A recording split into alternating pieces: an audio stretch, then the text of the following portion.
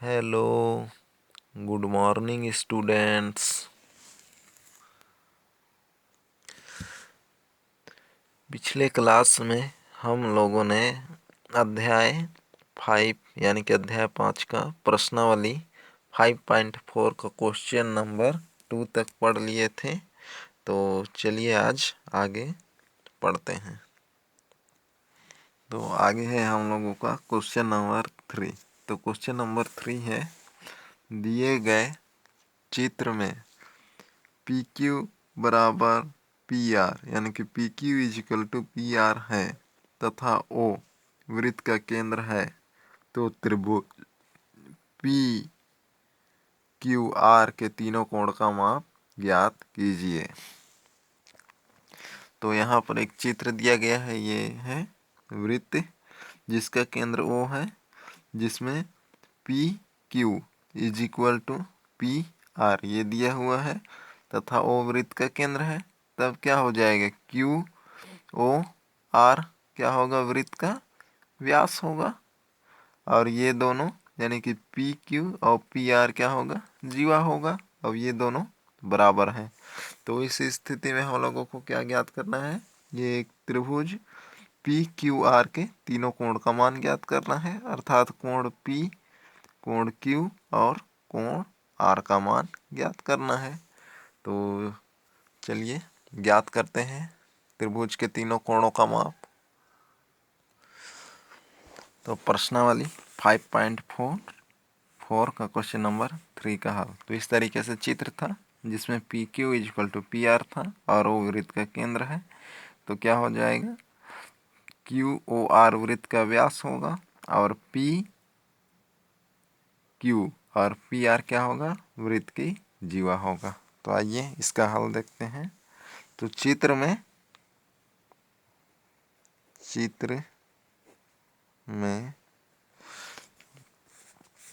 Q R व्यास है, ये व्यास है। वो वृत्त का केंद्र है, वो वृत्त का केंद्र है।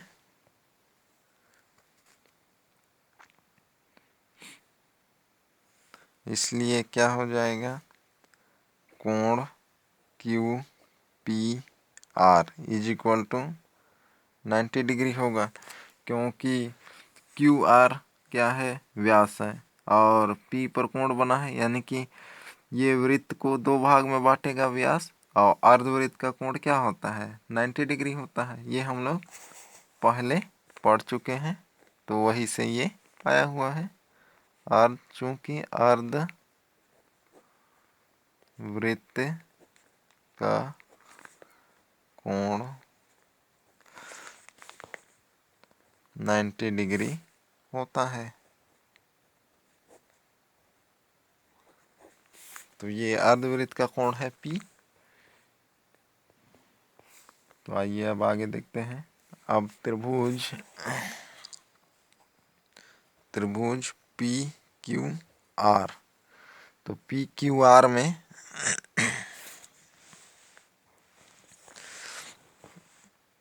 तो ये त्रिभुज पी क्यू आर जिसमें क्या दिया है, पी यानी कि Q P is equal to ये क्यू पी या पी क्यू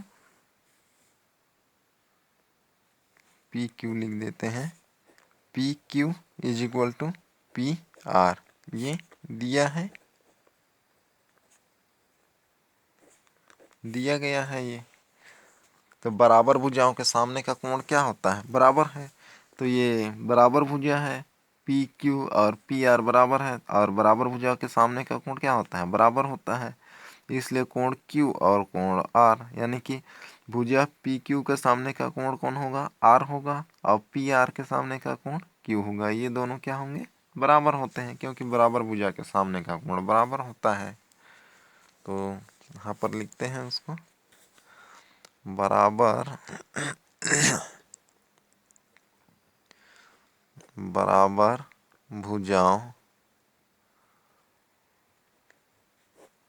के सामने का कोण बराबर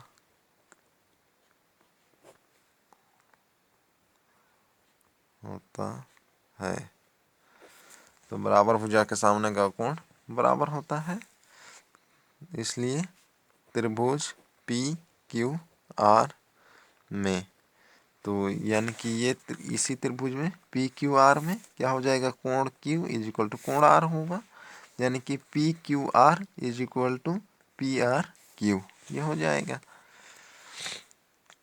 पी कोण P Q R is equal to कोण P R Q is equal to x degree माना। तो एक्स डिग्री हम लोग मान लिए इसको, यानी कि ये कोण एक्स डिग्री मान लिए हैं, इसको भी एक्स मान लिए हैं। ये हम लोग को क्या हो गया है, 90 ज्ञात हो गया है। 90 डिग्री अर्धवृत्त का कोण समकोण होता है, यानी कि 90 डिग्री। अब इसमें त्रिभुज के तीनों कोणों का योग का नियम लगा देंगे, इसलिए क्या हो जाएगा, कोण क्यू पी आर, यानी कि इस त्रिभुज में कोण पी क्यू आर प्लस क्या हो जाएगा, P R Q plus Q P R is equal to क्या होगा, 180 डिग्री, क्योंकि तीनों कोणों का योग कितना होता है, 180 डिग्री होता है। तो उसी को यहाँ पर लिख देते हैं। तो प्लस कोण पी क्यू आर प्लस कोण P R Q is equal to 180 degree हो जाएगा। यहाँ पर लिख देते हैं त्रिभुज के तीनों कोणों का योग 180 डिग्री होता है। तो उसको अब यहाँ पर हल कर देंगे आगे, यानी कि इसका मान रख देते हैं। तो इसका मान कितना था, 90 डिग्री, तो 90 डिग्री और ये दोनों को क्या मान लिए हैं, x डिग्री, तो x plus x is equal to 180। तो क्या हो जाएगा, 90 plus 2x is equal to 180 degree. 90 को पक्षांतर कर देंगे तो क्या हो जाएगा, 2x माइन ये is equal to 180 degree minus 90 degree, minus कर देंगे आगे। तो क्या था, 90 degree plus 2x is equal to 180 degree था। तो पक्षांतर कर देंगे, तो पक्षांतर करेंगे तो क्या हो जाएगा, 90 आएगा, 2x इज इक्वल टू 90, तो x इज इक्वल टू क्या हो जाएगा, 90 अपॉन 2, तो x is equal to 45 degree. तो x का मान कितना मिल गया हम लोग को, 45 डिग्री। तो आता है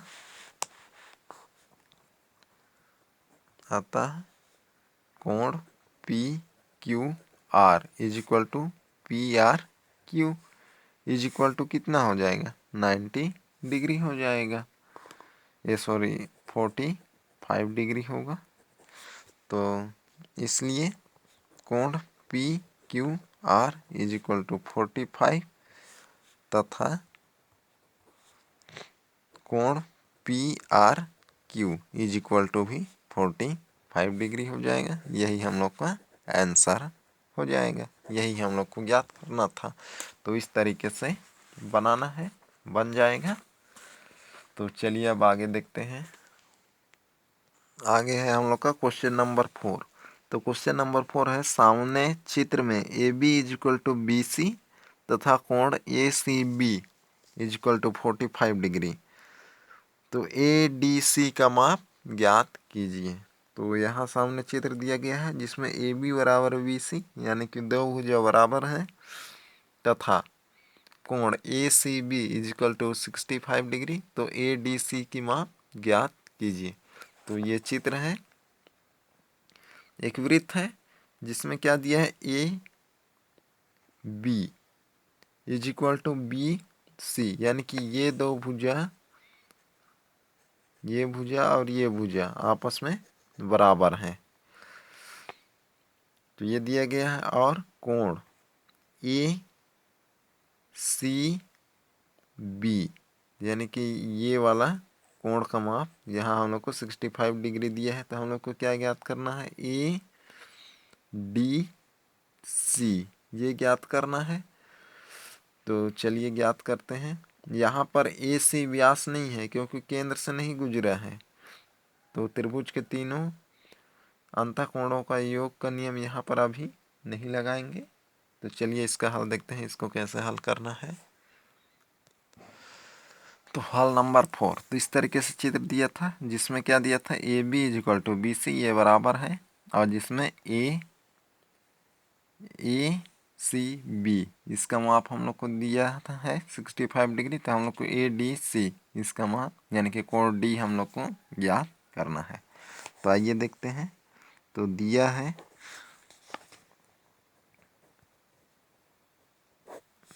है त्रिभुज ए बी सी में, तो त्रिभुज ए बी सी में क्या दिया था, A B is equal to, यानी कि A B is equal to B C, ये दिया है। बी सी दिया है, तो इसलिए क्या हो जाएगी, इसके सम्मुख कोण बराबर होंगे, क्योंकि बराबर भुजा के सामने का कोण बराबर होता है। तो ए बी के सामने का सामने का कोण कौन सा है, सी है। उसी तरीके से बी सी के सामने का कोण ए है, यानी कि ये दोनों कोण बराबर होंगे, तो इसका मान कितना आ जाएगा, 65 आएगा। तो आइए देखते हैं। इसलिए क्या हो जाएगा, इनके सम्मुख कोण बराबर होंगे, सम्मुख कोण बराबर होंगे। तो क्या हो जाएगा, कोण B A C is equal to कोण बी सी ए, यानी कि बी ए सी बराबर क्या हो जाएगा, बी सी ए, ये बराबर होगा।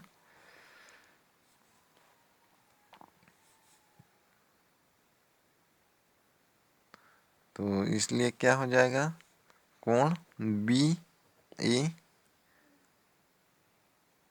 सी इज इक्वल टू 65 डिग्री होगा। यहाँ पर चूंकि कोण B C A is equal to 65, ये हम लोग को दिया हुआ था, 65 हो जाएगा। तो आगे देखते हैं।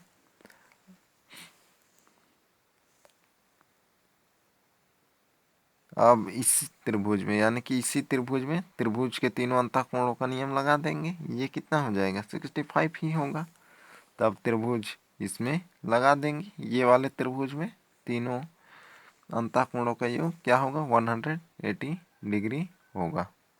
तो आइए आगे देखते हैं। तो चूंकि क्या हो जाएगा, कोण बी ए सी प्लस, यानी कि बी ए सी प्लस कोण बी सी ए, कोण बी सी ए प्लस क्या हो जाएगा, ए बी सी, तो A B C is equal to 180 degree होगा। चूंकि त्रिभुज के तीनों अंतःकोणों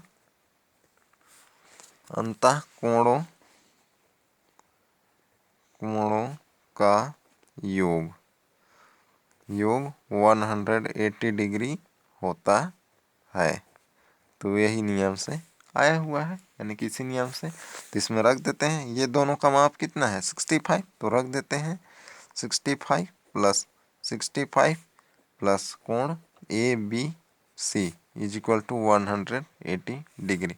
तो प्लस कर देते हैं इसको, तो कितना आ जाएगा, 130 डिग्री प्लस कोण A B C is equal to 180, तो हो जाएगा आगे A B C is equal to 180।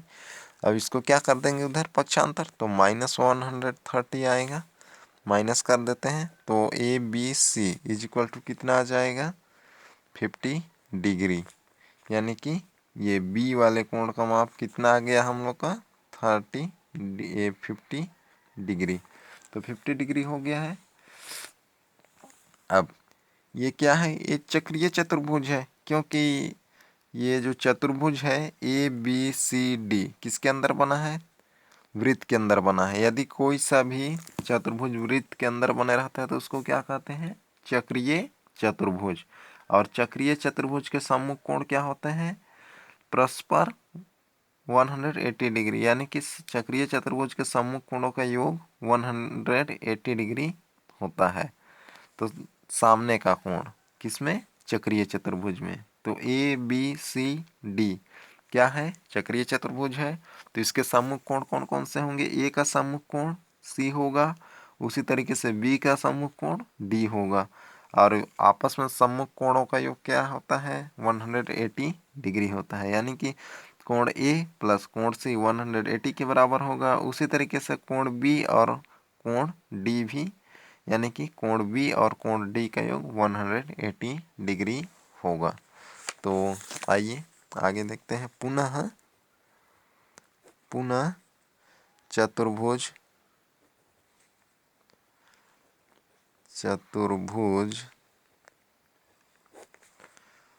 A B C D में जो एक क्या है, चक्रीय चतुर्भुज है, जो एक चक्रीय चतुर्भुज है, जो एक चक्रीय चतुर्भुज है, अतः चक्रीय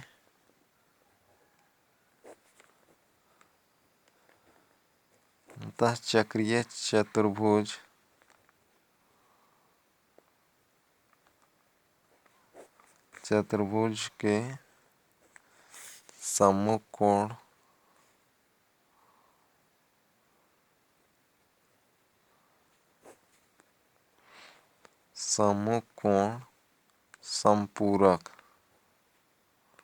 संपूरक अर्थात 180 डिग्री होते हैं।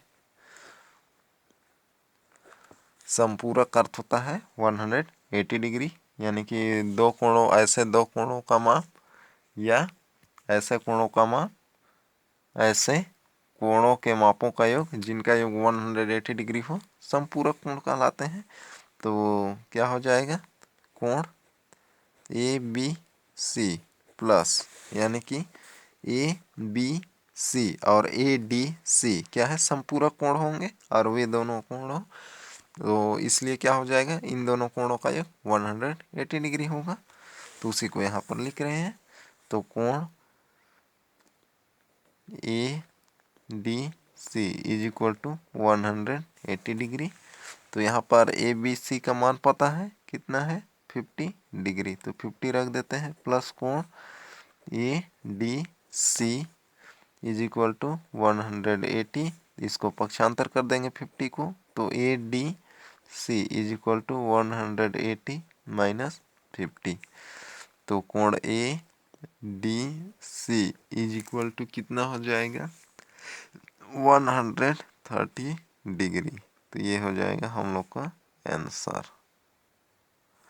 तो इस तरीके से बनाना है तो बन जाएगा। तो आइए अब आगे देखते हैं अगला क्वेश्चन।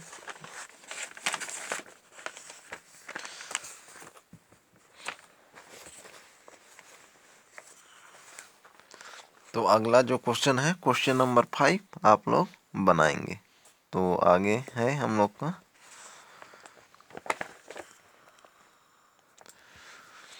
एक ही चाप, क्या बोल रहा है, एक ही चाप का कोण और चाप द्वारा केंद्र पर बनाए गए कोण के संबंध। तो आइए इसके बारे में जानते हैं। तो एक ही चाप का कोण और चाप द्वारा केंद्र पर बनाए गए कोण में संबंध। तो आप चाप ए बी द्वारा केंद्र ओ पर बनाए गए कोण ए ओ बी को पहचान चुके हैं, यानी कि केंद्र पर किसी भी चाप द्वारा बनाए गए कोण को आप लोग पहचान चुके हैं। आपने चाप ए बी तथा शेष वृत्तखंड के बिंदु पी पर ए पी बी भी लिया है। जैसे आगे चित्र में देखते हैं तब अच्छे से समझ में आएगा। जैसे ये चित्र है तो इसमें देखते हैं, तो जैसे ये चित्र था जिस पर ये केंद्र था, जिस पर चाप ए बी द्वारा केंद्र पर बनाया गया कोण ये है ए ओ बी है, और इसके शेष वृत्तखंड यानी कि ए बी तो हम लोग ले रहे हैं, तो शेष कौन सा बचा, इधर ए पी बी ये बचा, तो इस पर ये बनाया गया कोण कौन सा है, पी है। तो इन्हीं के बारे में क्या संबंध होता है तो उसको आइए देखते हैं। तो उसको क्रियाकलाप नाव के द्वारा समझने का प्रयास करते हैं। तो क्रियाकलाप नाव है, चाप ए बी का केंद्रीय कोण ए ओ बी तथा शेष चाप पर बना कोण ए पी बी एक ही वृत्त पर निम्न प्रकार से बनाइए तथा अपनी कॉपी में कई वृत्त बनाकर इनके कोणों को मापिए और तालिका पूर्ण कीजिए। तो यहाँ पर चाप ए बी, तो यही चाप है ए बी, तो इसके द्वारा केंद्र पर कौन सा कोण बना है, ए ओ बी बना है तथा शेष वृत्तखंड पर ए पी बी बना है। तीनों में क्या संबंध होता है तो उसको आइए देखते हैं। तो बाकी चित्र में भी वैसे ही है।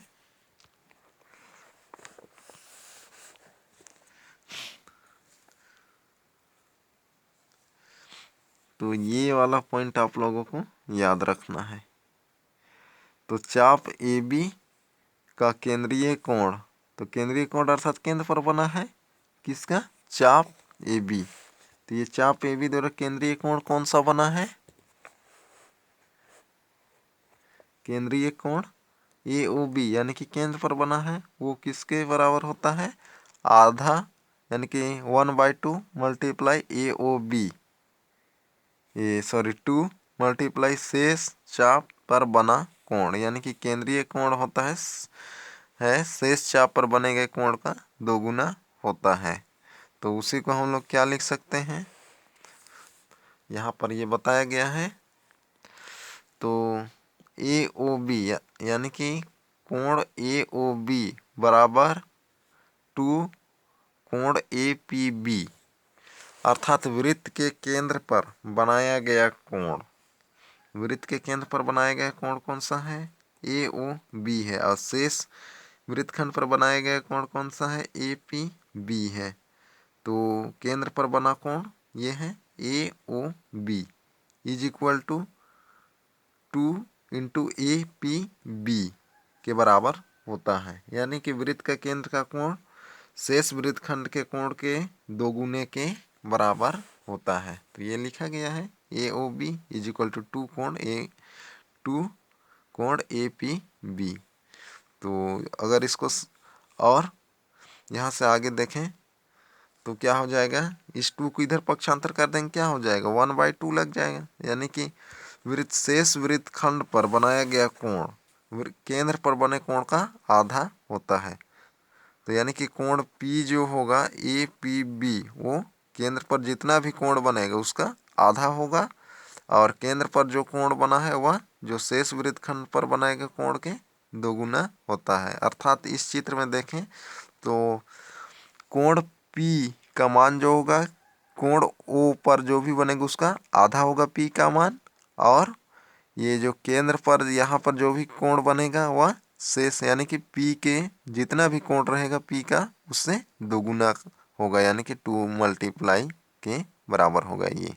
तो समझ गए होंगे, तो उसी को यहाँ पर बताया गया है। तो ये वाला पॉइंट आप लोगों को याद रखना है ये। तो किसी चाप द्वारा शेष वृत्तखंड के किसी बिंदु पर अंतरित कोण उसी चाप द्वारा केंद्र पर बने कोण का आधा होता है, यानी कि शेष वृत्तखंड पर जो भी कोण बनेगा वह केंद्र पर बने कोण का आधा होगा, और केंद्र पर जो भी कोण बनेगा वह शेष वृत्तखंड के बने कोण का 2 गुना होगा।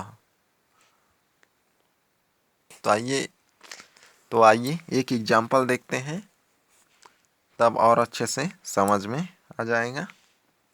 जैसे उदाहरण नंबर 3 है, एक वृत्त के चाप की अंशीय माप। एक वृत्त है जिसमें चाप की अंशीय माप 132 है। इसी चाप द्वारा शेष वृत्तखंड के किसी बिंदु पर अंतरित कोण ACB ज्ञात कीजिए। तो ये एक वृत्त है जिस पर बनाया गया है कुछ कोण, तो चाप द्वारा बनाया गया है। तो आइए देखते हैं इसमें। तो ये चित्र है जिसमें एक त्रिभुज बना है,